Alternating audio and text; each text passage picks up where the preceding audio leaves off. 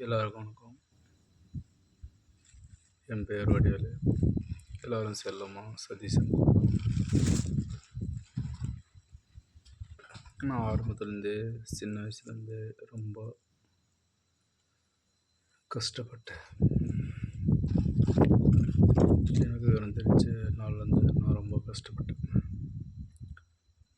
எனக்கு கிட்டத்தட்ட ஒரு 14 வயசு இருக்கும். அப்போ இருந்தே நான் ரொம்ப கஷ்டப்பட்டேன். பாசம்னு என்ன தெரியாது, யார்கிட்ட எப்படி பேசணும்னு தெரியாது.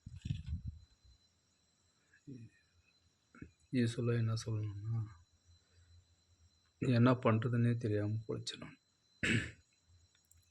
இப்படி இருந்தேன்னா கிட்டத்தட்ட ஃபஸ்ட்டு எங்கள் வீட்டில் என்னை ரொம்ப படின்னு ரொம்ப கம்பேர் பண்ணேன். எனக்கு படிப்பு ஏறல. படிப்பு ஏறாதனால நான் என்ன பண்ணேன்னா, வேலைக்கு போகணுன்னு முடிவு பண்ணேன். வேலைக்கு போனேன். அங்கே போன இடத்துல எனக்கு ரொம்ப கொடுமைகள், வலிகள் ரொம்ப அனுபவித்தேன். அந்த வழியிலெல்லாம் அனுபவித்து கிட்டத்தட்ட 4 மணிக்கு என்னை எழுப்பி விடுவாங்க. 4 மணிக்கு எழுந்திரிச்சு சில கூட்டத்துக்கு இருக்குது எல்லா வேலையும் நான் செஞ்சு கஷ்டப்பட்டு எப்படியோ நான் கஷ்டப்பட்டு இந்த அளவுக்கு வந்தேன். யூஸ்வலாக நீங்கள் கேட்கலாம், எல்லா வேலையும் எல்லோரும் செய்கிறது தானே இது அப்படின்னு சொல்லலாம். ஆனால் எனக்குள்ள ஒரு கஷ்டம், ஒழுங்காக படிச்சிருந்தா இந்த வேலை நமக்கு வந்திருக்குமா? வந்திருக்காது. நீங்கள் என்னமோனா நினச்சிக்கங்க, நான் சும்மா சொல்கிறேன்னு நினைக்காதீங்க, சீரியஸாகவே சொல்கிறேன். காலையிலே 4 மணிக்கு எழுக்கும் போது உயிர் போய் உயிர் வரும், ஓடி ஒளிவுங்க. நினச்சி பாருங்க, 15 வயசில். அப்போ தான் நான் ஒரு அருமையை நினச்சேன். பெத்த தாய், பெத்த அப்பா இவங்க சொல்கிறத கண்டிப்பாக கேட்கணும். அவங்க கேட்டிருந்து, எங்கள் அப்பா அம்மா சொல்லி கேட்டிருந்து நான் படிச்சிருந்தேன்னா ஏதோ ஒரு வேலை கிடைச்சிருக்கும் இல்லையா, ஏதோ நல்லா இருந்திருப்பேன். அதே சமயம் நான் ஒரு வெறியாக வேலை செஞ்சு எந்த வேலையாக இருந்தாலும் எல்லா வேலையும் உழைச்சி நல்லா உழைச்சேன். ஃபஸ்ட்டு வந்து ஹோட்டலில் தான் வேலை செஞ்சேன். ஹோட்டலில் இந்த சர்வீஸ் சப்ளை பண்ணுறது, இந்த மாதிரி வேலை செஞ்சுன்னு இருந்தேன். அப்புறம் எப்படியாவது இந்த வேலையை நம்ம பொழைக்கணும், ரிச்சான ஹோட்டலில் நம்ம செய்யணும் அப்படின்ட்டு நான் கடுமையாக உழைச்சி சர்வீஸ் பண்ணின்னு இருந்தேன். அப்போவே எனக்கு எவ்வளோ வருஷம் வந்துச்சு, நாம் ஒரு ஹோட்டலில் பிஸ்னஸ் பண்ணால் என்ன அப்படின்ட்டு அப்போ என் மனசுக்குள்ளே ஓடிட்டு இருந்துச்சு.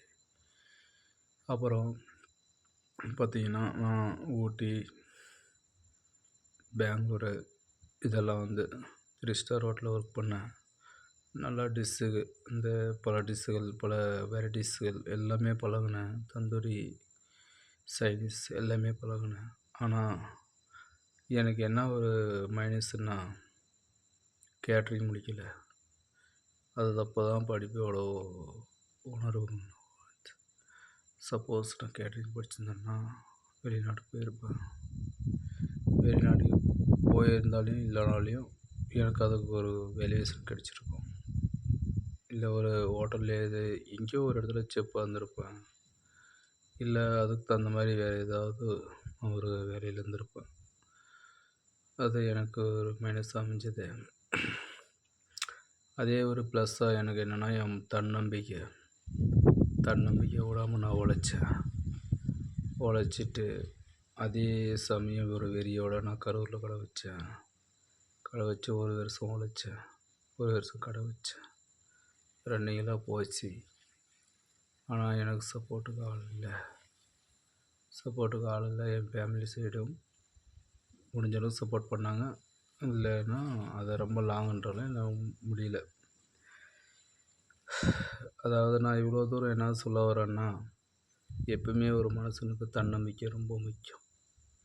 தன்னம்பிக்கை வைக்கணும், அவங்களா முன்னேறி வரணும். படிக்காதவன் அப்படி அப்படின்றது அது கான்செப்ட் கிடையாது. எப்படி சம்பாதிக்கிறங்க, எப்படி முன்னேறுங்கன்றது தான் வழி. இன்றைக்கி படித்தவன் தடுமாறுவான், நான் இந்த வேலை செய்வேன் அந்த வேலை செய்வேன். ஆனால் படிக்காதவன் எந்த வேலை கொடுத்தாலும் செய்வேன்.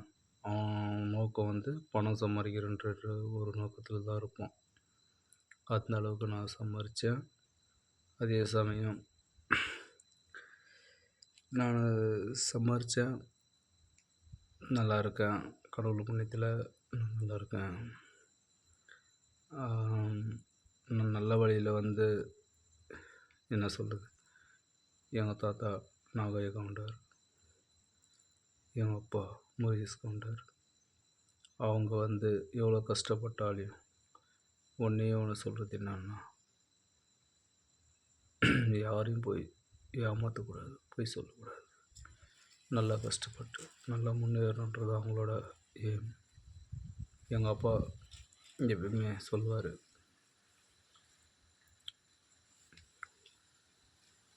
உழைச்சி சாப்பிட்றதாண்டா ஒட்டும், உழைக்காத சாப்பிட்றது என்றைக்கும் ஒட்டாது. நான் இந்த வயசுலையும் 70 வயசுலையும் 80 வயசுலையும் நான் உழைக்கிறேன்னா அது என்னோடய உழைப்பு. நான் யாருக்காசும் உட்காந்து சாப்பிட்ணுன்னு அவசியம் இல்லை அப்படின்னு தான் அவர் நினைக்கிறார். அதே போல் தான் எங்கள் தாத்தாவும் நல்லா வயசாகி இன்னும் ஒரு 90 வயசு இருக்கும், எனக்கு விவரம் தெரியாது. அந்த வயசில் தான் அவர் இறந்தார். எனக்கு நல்லா ஞாபகம் இருக்கு. இதெல்லாம் ஏன் நான் பதிவு பண்ணுறேன்னா, நம்ம இருக்கவங்களோ இல்லையோ, என்னை போல் ஒரு சிறுவர்களோ ஏதோ ஒருத்தர் அவங்க கேட்கட்டும். என்ன சொல்கிறேன்னா, ஒரே ஒரு வார்த்தை தான் சொல்கிறேன். எப்படின்னா, படிக்கிறவன் படிக்காதவன்றது கணக்கு கிடையாது. எப்படி முன்னேறுங்க, தன்னம்பிக்கை தான் முக்கியம். சொன்னோன்னா தலை டைலாக் தான். என்றைக்குமே நம்பிக்கை, நியாயம், தன்னம்பிக்கையை விடக்கூடாது. அவர் எப்பவுமே ஒரு வார்த்தை சொல்வார், தன்னம்பிக்கையை விடக்கூடாது, எப்பவுமே ஜெயிக்கணும் அப்படின்ற ஒரு தன்னம்பிக்கை தான். அதுபோல் நல்லா ஜெயிச்சு நானும் ஒரு ஃபேமிலி மெம்பர் ஆகினேன். ஃபேமிலியில் ஜெயித்தேன். ஃபேமிலி ஜெயிச்சதுக்கு அப்புறம் தான் தெரியுது எனக்குள்ள சின்ன சின்ன குழப்பங்கள், பிரச்சனைகள் ஏகப்பட்டதாக இருக்குது. எவ்வளவோ கடந்து வந்துட்டேன், ஆனால் இந்த பாதியை கடக்கிறது என்னால் முடியல. ஒரு வேளை நான் இதை சக்ஸஸ் ஆகணும் தான், சக்ஸஸ் ஆகலைன்னா ஆகலை தான். ஆனால் கோலத்தான முடியுமான முடிவை நான் எடுக்க மாட்டேன். எனக்கு நம்பிக்கை இருக்குது என் மேலே. எப்பவுமே என் 4 பிள்ளைங்க இருக்கிறாங்க, 3 பொண்ணு ஒரு பையன் இருக்காங்க. அவங்கள நல்லபடியாக என்னால் முடிஞ்ச வரைக்கும் கரை சேர்த்து, அந்த கடவுளாக சேர்ந்து என் மூச்சு எடுத்தது தான். அவங்க எடுக்காத பட்சத்துக்கு முதல்ல உண்டு, சப்போஸ் எடுக்காத பட்சத்துக்கு கொண்டு நான் எடுக்க மாட்டேன். சப்போஸ் அதுவாக போச்சுன்னா அது அந்த கடவுள் எடுத்து தான் நான் நினச்சிக்கிறேன். முடிஞ்ச அளவுக்கு அவங்களுக்காக நான் பாடுபடுவேன், நல்லா உழைப்பேன். என்னால் முடிஞ்ச வரைக்கும் ஒரு 35 lakhs, அதாவது நான் தமிழை விட்டு கொடுக்க மாட்டேன், தமிழ்லேயே பேசுகிறேன். 35 லட்சத்துக்கு மேலே நான் செலவு பண்ணி ஒரு வீடை உருவாக்கினேன். ஒரு வீடை கட்டியிருக்கேன்.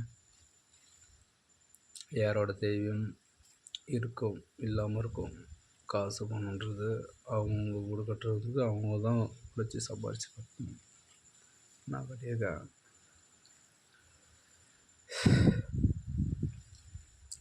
என்னோட ரொம்ப நாளாக நிறுத்துகிற ஆசை, எனக்கு ஏதாச்சும் ஒன்று ஆசைன்னா இந்த வீடியோவை நான் பதிவிடுவேன், ஃபேஸ்புக்லேயோ வாட்ஸ்அப்லேயோ பதிவிடுவேன். தயவு செய்து இதை வந்து ஒரு கேவலமாக நினைக்காம நீங்கள் ஒரு என்கரேஜாக எடுத்துக்கின்னு என்னை மாதிரி படிக்காதவங்களோ இல்லை படித்தவங்களோ இருக்கட்டும், இந்த விஷயத்த தன்னம்பிக்கையாக எடுத்து யாரையும் நம்பாதீங்க, யாரையும் எதிர்பார்க்காதீங்க. உங்களோட மனசு என்ன சொல்லுதோ, உங்கள் உள்ள என்ன சொல்லுதோ நீங்கள் செய்யுங்க. நல்லா முன்னேறுங்க. நல்லா காசு பணம் சம்பாதிக்கணும், நல்லா ஊட கட்டணும். மெயினாக ஃபேமிலின்னு வந்ததுக்கப்புறம் உங்கள் குழந்தை குட்டியை நல்லா பார்த்துக்கோங்க. பெஸ்ட் பசங்களுக்கு சின்ன ஒரு விதை மாதிரி அவங்கள நல்லபடியாக வழி நடத்தி நாம் எப்படி பேசுகிறோங்களோ, எப்படி நடக்கிறோங்களோ, எப்படி சிரிக்கிறோங்களோ, எப்படி இது பண்ணுறோம் அப்படி தான் போகும். அதே போல் அவங்கள பார்த்துக்கணும். நம்ம பெற்றது தான் நம்ம கடமை இல்லை, வளர்க்குறதும் நம்ம கடமை தான். நம்மளை நல்லபடியாக வச்சு பார்த்துக்கணும். காலங்கெட்டு போச்சு, மாதிரி இல்லை. அதாவது 1970 1970, 80, 90, 2000 இந்த மாதிரி அதிலே முடிச்சு.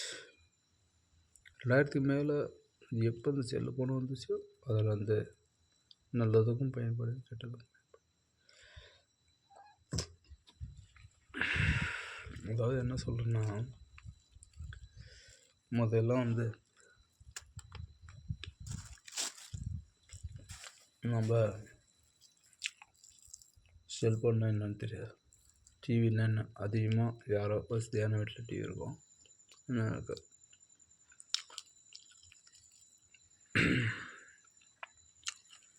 டிவி பார்க்காம வெளிநாட்டு தெரியாமல் வீட்டுக்கு குடும்பம்னு என்ன பாசம்னு தெரியாமல் வாழ்ந்தவங்க நிறைய பேர், அதை வெற்றி அடைஞ்சவங்களும் நிறைய பேர்.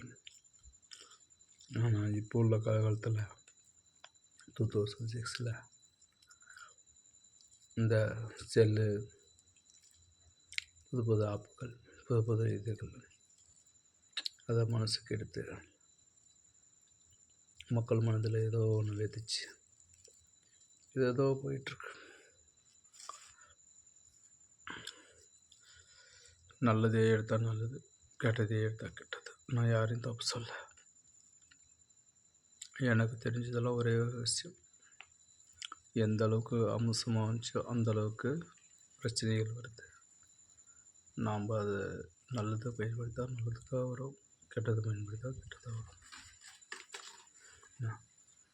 அது அவங்கவுங்க கையில் அவங்கவுங்க பார்க்குற பார்வையில் தான் இருக்குது. இதுக்கெல்லாம் முற்றுப்புள்ளியாக நான் என்ன சொல்ல வரேன்னா, நல்லா சம்பாதிங்க, நல்லா பிழைங்க, நல்லா இருங்க, யாரையும் நம்பாதீங்க, யாருமே தயவு செஞ்சு நம்பாதீங்க. உங்கள் இதில் நீங்கள் இருங்க, அவ்வளோதான். நான் இருக்கணும் இல்லையோ தெரியல, விடிஞ்சா இதுக்கு தான் அந்த பதிவை நான் பண்ணுறேன். என்னடா எவ்வளோ ஸ்தனமாக விளையாட்டுருக்கான்னு நினைப்பீங்க.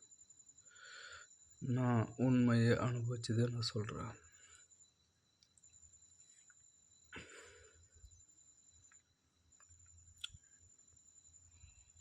எனக்கு என்ன சொல்கிறது தெரியலங்க. லாஸ்ட் வரையும் ஒரே ஒரு விஷயம் சொல்கிறேன், மனசில் அள்ள முடியாத எதுவுமே இல்லை. அன்பை செலுத்துங்க, அன்பை செலுத்துனா எல்லாமே நல்லது நடக்கும். ஒரு மேலே பேசலைன்னா கூட, பாப்பா நல்லா இருக்கியா, சாப்பிட்டியா, என்னப்பா பண்ணுற அப்படின்னு கேட்டு பாருங்க. அவன் எவ்வளோ கோபத்தில் இருந்தால் கூட நல்லா பேசுவான். அதுவே அவனை எதிரியாக பார்த்தா எதிரியாக தான் பார்ப்பான், முறைச்சா முறைச்சி தான் பார்ப்பான். அதே நீங்கள் அன்பாக பேசுகிறீங்கன்னா அவன் அன்பாக பேசுவான். ஏன்னா அன்புக்கு கண்டிப்பாக யாரும் அடங்காதவங்க இருக்க முடியாது. தயவுசெய்து யாருமே சண்டை போட்டக்கூடாது, அன்பாக பேசுங்க, அன்பாக பழகுங்க. ஓகே, பாய். எப்போதும் என்றும் உங்கள் வடிவேல். நான் இதோ என்னால் முடிஞ்சது நான் எனக்கு லைஃப்பில் நடந்து நான் சொன்னேன். இன்னும் சில விஷயம் ஏகப்பட்டதாக இருக்குது, நான் சொல்லணும்னு நினச்சா அதை டைம் ஆகாது. ஆனால் சொன்னோம் நீங்கள் நம்ப போகிறது முடியாது. என் லைஃப்பில் ஏகப்பட்டதாக நடந்திருக்கு, அதெல்லாம் சொல்லணுன்னா மணிக்கணக்கில் ஆகும். ஓகே, பாய்.